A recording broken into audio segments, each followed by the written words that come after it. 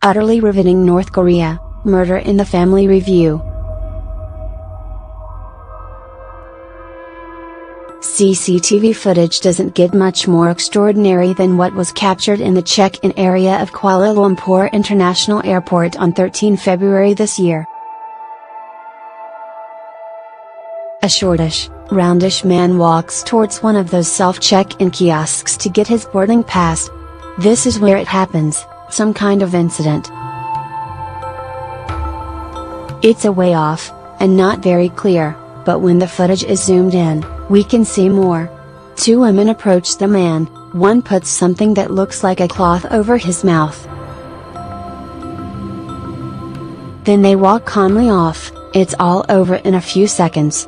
Nobody around them appears to have noticed that anything at all has happened. Then, in footage from another camera, we see the man, looking animated, reporting the incident his own assassination. As it happens to the police, then security staff are leading him to the airport clinic. By which time the man is beginning to drag his feet. And sweating, we learn. Soon his coordination will be all over the place, he will have a seizure, defecate and die. Because he has been poisoned with VX, the most deadly nerve agent known, 10 times more powerful than sarin. He is Kim Jong-un, of course, Kim Jong-un's half-brother. North Korea, murder in the family. BBC Two, a timely This World documentary, picks apart the incident. And it's absolutely riveting. As everyone who contributes says, it is exactly like something from a spy thriller. The two women who say they were duped into it, thinking they were taking part in a YouTube prank, the secret agents lurking in the background, pulling the strings, then disappearing, the autopsy and Pyongyang's denials, the international dispute that followed. It would indeed be hard to make up.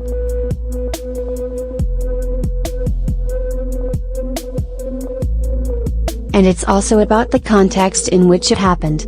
So we go right back to Jong-nam's birth, outside of marriage, to Kim Jong-il's mistress. And his tears at being sent away to boarding school in Geneva. Later, there would be more tears, when he couldn't get away from North Korea, because he had got a taste of the West, become an international playboy and didn't much like what was going on at home. That would end up being his downfall, after his baby brother took over from dad. Lots of contributions from all the right people, former ambassadors and intelligence officers, chemical weapons experts, etc., but also from a couple of old school friends in Geneva. They didn't really know or care where Lee, as they called him, was from, but they were dead impressed because he had a driving license at 15.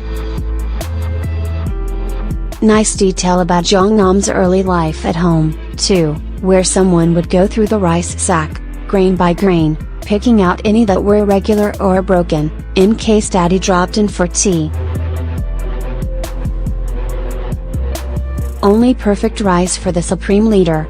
I say nice detail, but less so when you consider that outside, the people were starving to death by the million.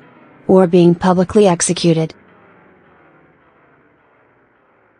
It's not surprising that some contributors, such as a North Korean worker in Malaysia, choose not to be identifiable.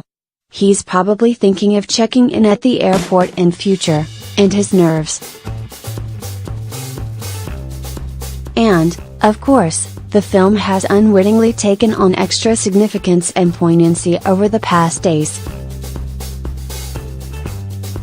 At the time of writing, Armageddon hasn't happened, but the story's moved on, and now it's not just the late Kim Jong-un who is terrified, and waiting to die, and